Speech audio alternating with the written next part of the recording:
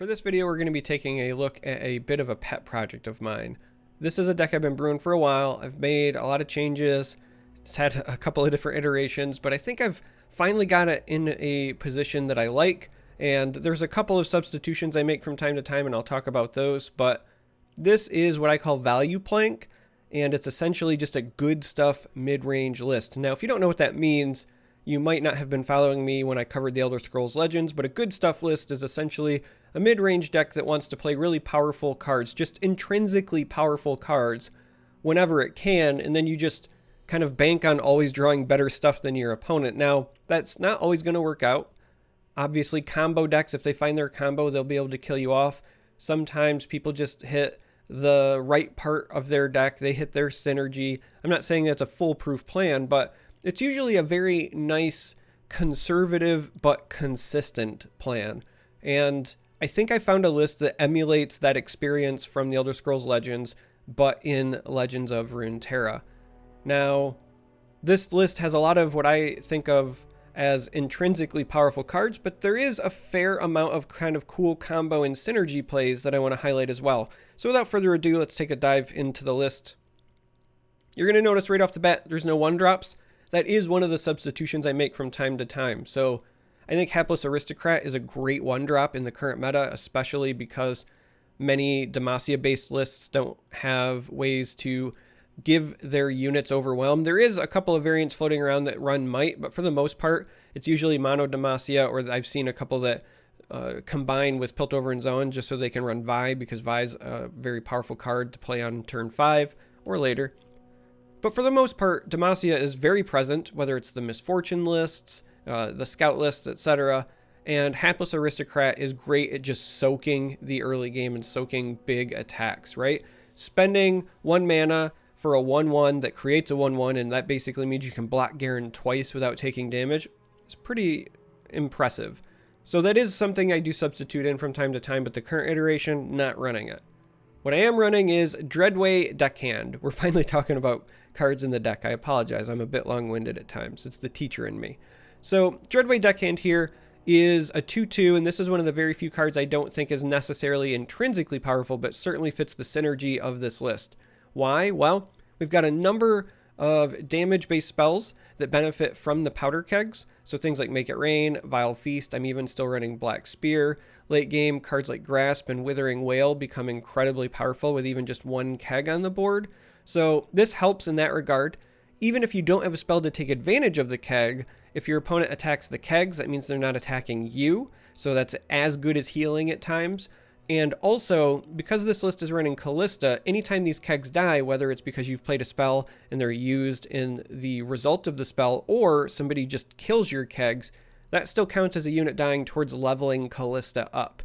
Also, because this is a summon effect and not a play effect, if Calista levels up and she brings this unit back when she's attacking, you get a free keg out of it. The keg sticks around. And you're going to notice a theme with this list as we go through it. There's a number of units that have summon effects, specifically summon, not play, so that you can utilize Calista and her level up ability if she is resurrecting them. So Dreadway Deckhand, nice early game, 2-drop.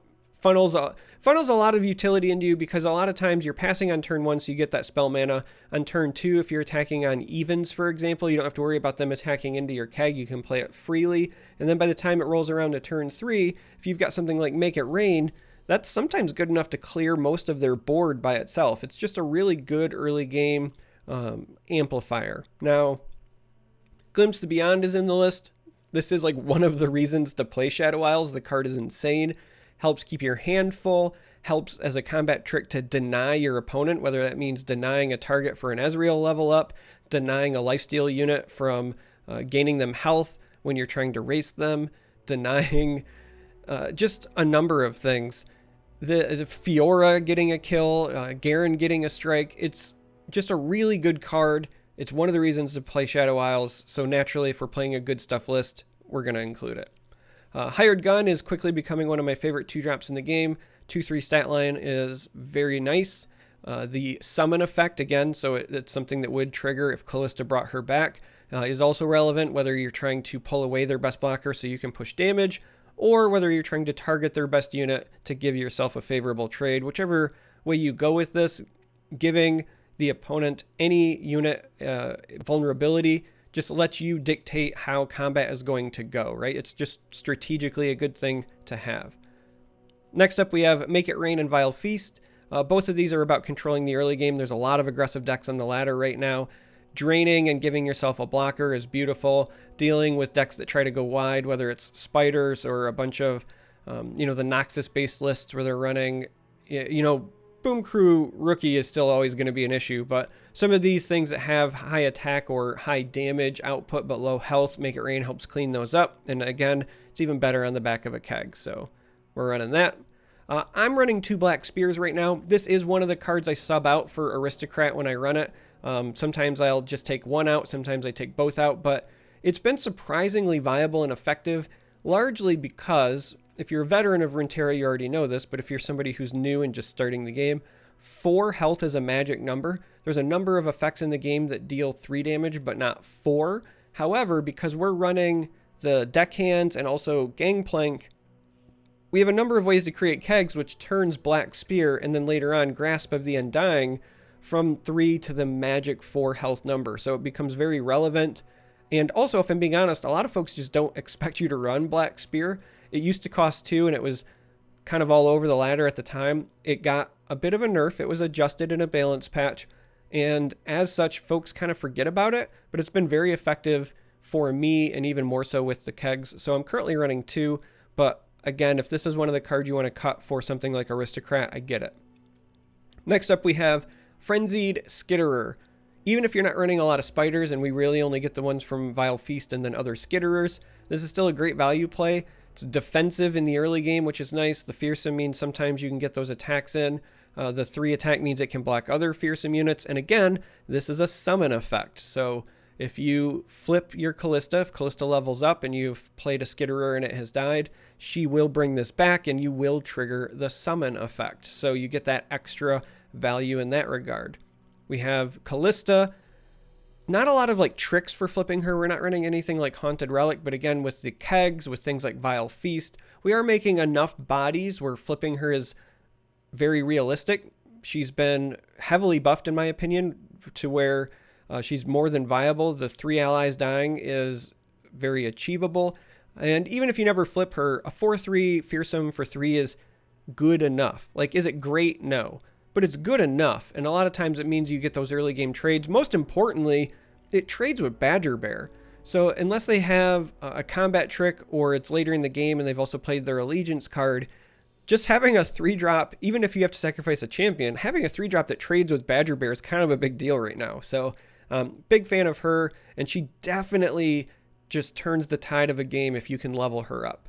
Next up is Zap Sprayfin. I call this the Shadow Assassin of Bilgewater because it's elusive. It's got a net cost of 3, but you have to drop it a turn later, but the attune is very nice. And then this draws you a card, where Shadow Assassin just draws any card. This draws you specifically a spell that costs 3 or less, but we're running a number of those, and they're all pretty nice. So overall, you want to run this. And again, summon effect. So as we're talking about things Calista can bring back and still give you some sort of additional value, this is a great one. If Calista brings Zap Sprayfin back, you're drawing an extra card out of it. So just, again, very nice to include. Next up, we have Gangplank. Powdered kegs are great. We're not hard committing to leveling him up, but it's pretty easy to do so just naturally throughout the course of a game with a deck like this. And his 5/5 plus a keyword stat line is great. I like to call him the Garen of Bilgewater because I think he fits in a number of decks. The Overwhelm is incredibly relevant as far as pushing damage, getting extra value. Again, kegs, I've kind of beat that horse, but he's a great fit in this list. So big fan here.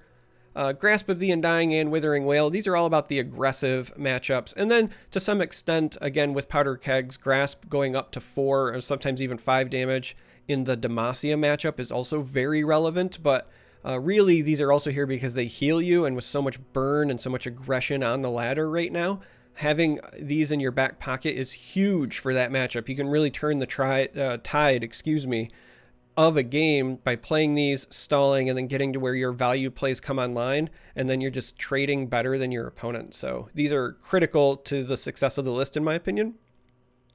Top end. Rekindler is still a good card, gang. Like, really good. And Rekindler bringing back Gangplank is awesome. And because Calista specifically targets followers, unless you have a Riptide Rex that you have played and has died, Rekindler is the most powerful follower in the deck. So you can get to a point in the game where you've leveled Calista, and then if Rekindler has died and she is swinging, she'll summon Rekindler, who then summons like Gangplank that you get to keep. It's absurd. So like the top end power level, the ceiling of this particular combo is amazing.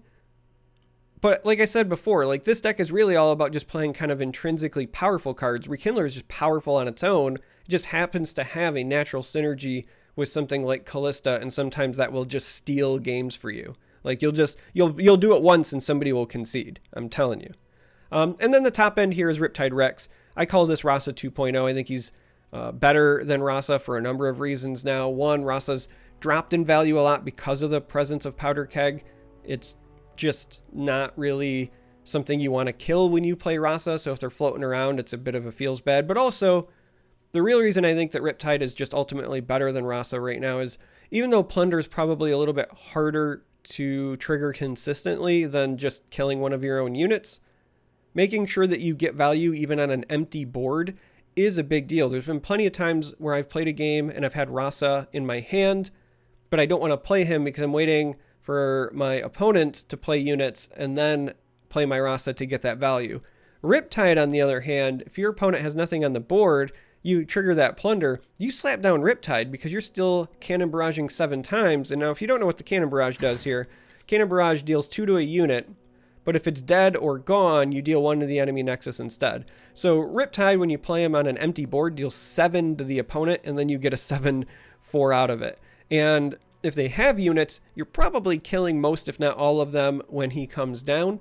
The reason I also like Riptide is because it's great at killing, or at least making it very difficult for your opponent to survive by protecting with barriers, right? So units with barrier, Riptide, just choose through. I had a game the other day where I was playing against somebody, and I plundered and then post-attack. They played Lux, thinking Lux was safe, and then I played Riptide, and Riptide's first barrage gets rid of the barrier, and then the rest of the barrages kill Lux, and then the leftover ones deal damage to the enemy Nexus. Like, Riptide is just nuts when he goes off, so he's the top end of the list. The one downside is, if you get to a point where Callista's bringing him back, I'm relatively certain that Plunder triggers only on play and not on summon, so I don't believe that Calista will trigger the barrage. And also that means that Calista will stop doing any sort of like Rekindler shenanigans you have. If you have this online, it might be correct to hold back on Riptide unless he's going to finish the game for you. So kind of just keep that in the back of your mind. But for the most part, like playing Riptide is just going to close out the game for you anyway. So this is the list in the current iteration. Like I said before, sometimes I throw in Hapless Aristocrat just because that helps shore up the early game a bit. I've really been enjoying the list, and hopefully you enjoy it too. So we're going to do what we always do now. We're going to go play a game on the list so that you can see kind of how it plays, how it functions, give you an idea of how you're supposed to pilot it. At some point in the future, I might do another video with even more gameplay examples, because I'll very often hear folks say, hey, like, I only get the one game, I want to see more. So I like playing this list. We might do this again in the near future, but this is just a guide. So here's the inclusions. Now let's go play that game. So this will be interesting because it looks like it's going to be a scout-based list that is at least somewhat aggressive. With the Lucian, you have to assume that they're going to be looking to also be playing like Relentless Pursuit and things of the like. We see the Quinn. We're going to keep the early game options. Those are powerful cards we're throwing back, but you traditionally don't want them in your opener.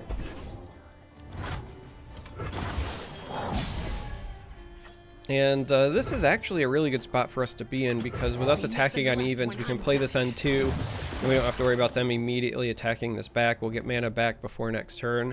so Make It Rain becomes an option. And we can even play like Hired Gun as bait. Push back the darkness. And we'll, I suspect, unless they have a Radiant Strike, and I don't think you want to use it on just this, I suspect we'll get the free damage there, and we do.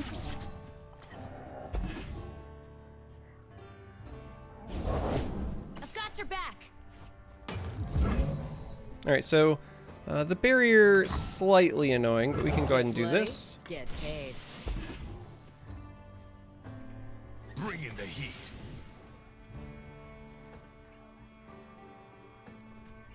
We can still play the Make It Rain. With 2 mana, they could have their own Radiant Strike or things of the like. Now, this is interesting because we would love to deal with this, but even if we block here and then wanted to Make It Rain after the fact, we can't, because we're never going to get rid of this barrier by blocking because of the quick attack as well. So sadly, here we just kind of have to eat it. And likely pass into the next round. But with this having vulnerable, we can take the open attack and try to swing into this, which is really nice.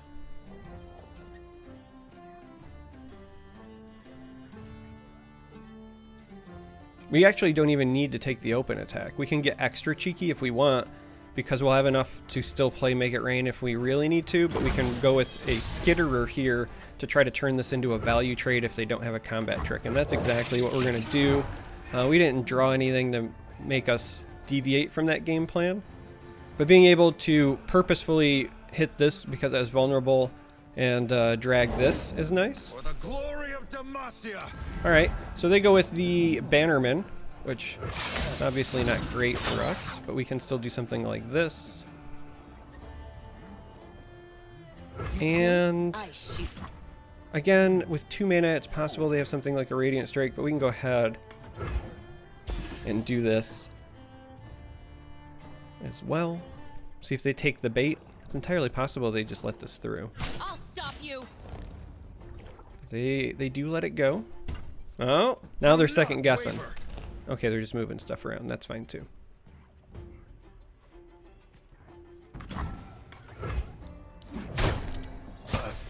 Now, I find it hard to believe that they have a combat trick that would save these units, simply because I think they would have used it on their Lucian if they could, but we're just going to go ahead and do this now. Kind of a shame because this, we actually don't want it to use the powder keg here. We don't need the extra damage, but taking the opportunity when they don't have the mana to stop removing those units is a relatively good play overall.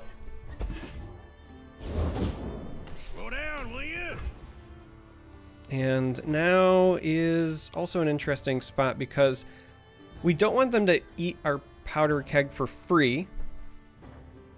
But if we don't play this as a blocker right now, this is just going to swing into us for like a ton of damage anyway. We could also grasp this and then just take the 4 damage on the swing back and then play Gangplank the following turn. But I think that this is okay. I think that just losing a keg here is fine. Time to get rowdy. Or we can at least just make them I'm gonna gut you. use a combat trick.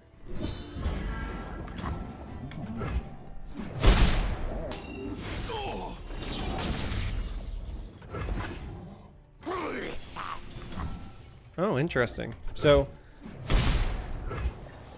they opt to leave the keg.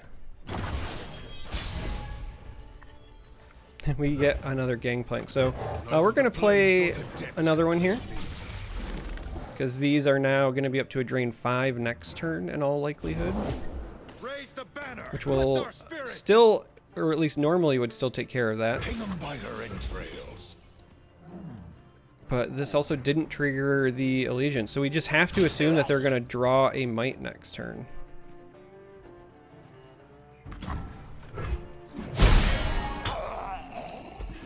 I think they're okay with putting the damage here because they're planning on just miting over top of this if we block next turn, but we're just going to drain, so...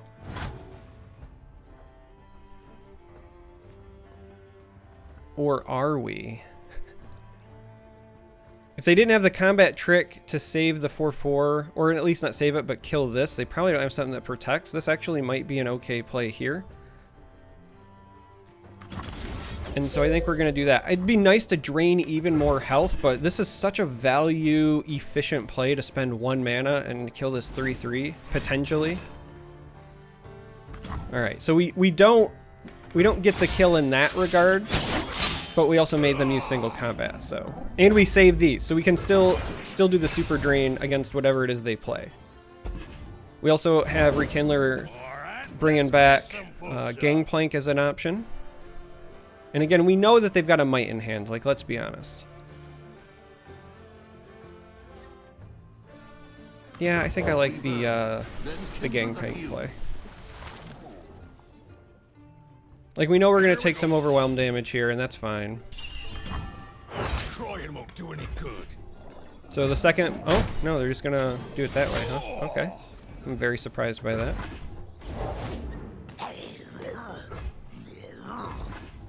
And then they can swing again, but we'll just double trade. So again, it's that whole, like, we're just likely... alright, I see you.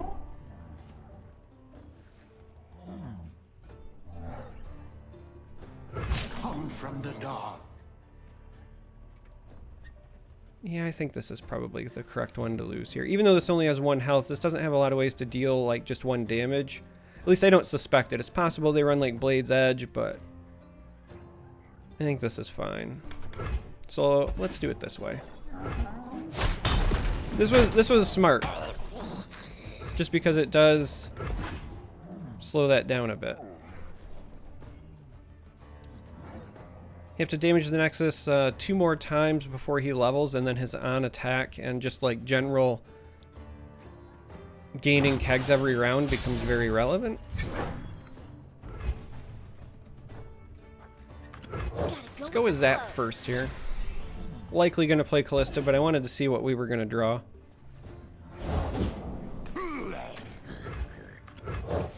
So we'll play the Calista.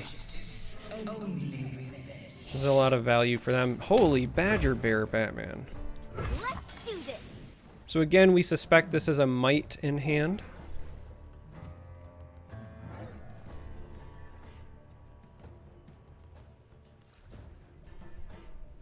And I'm a bit torn because Gangplank, we want to level him up, but he actually does more for us if we trade attacking, because then we don't have to worry about Might coming back to get us. We get the 1 extra damage in on the Overwhelm. So I think that the actual correct play here is to just do this. Our vengeance has burned long enough. Actually, there's a strong argument to be made where we just attack with everything, but... I think we just do this. Because if we can flip her, we're in a really good position. We're likely going to have to block with this and then glimpse it next turn on at least one of these, but then we might be taking the full Overwhelm, so I don't know if that's necessarily correct either. Again, because we suspect them to have a Might, Success gets you noticed around here. it puts us in a bit of a pickle here.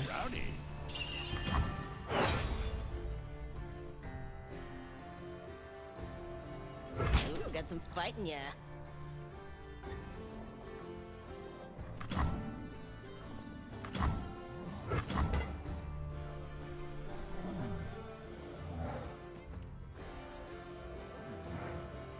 This is probably the right time to use this because it still blocks this, and then we don't take as much from the Might. Well, no, let's do this. Let's do this here. Because if this is a Might in hand, they might be baited into using it now to get the damage in, and then we can hit the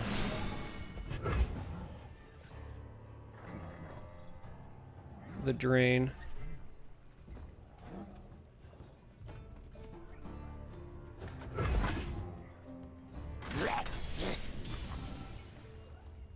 Why are you here? Now we can't, as much as I want to glimpse, we actually can't glimpse this. We need the full 10 available, so that we can drain 3 twice if this is a might and they go for the lethal. So you just block here to bait the might that we expect them to have. Was not a might, but it was pretty close. Either way, we're still protected with the double drain.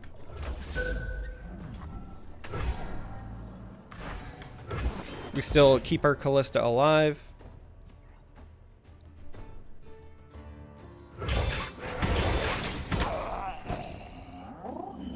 So we know that they run at least To all betrayers!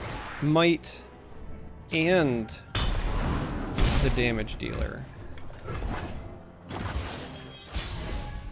And so now we just start generating some of that sweet, sweet value.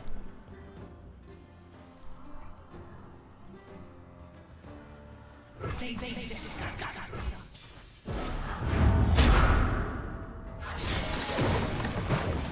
That sweet, sweet value.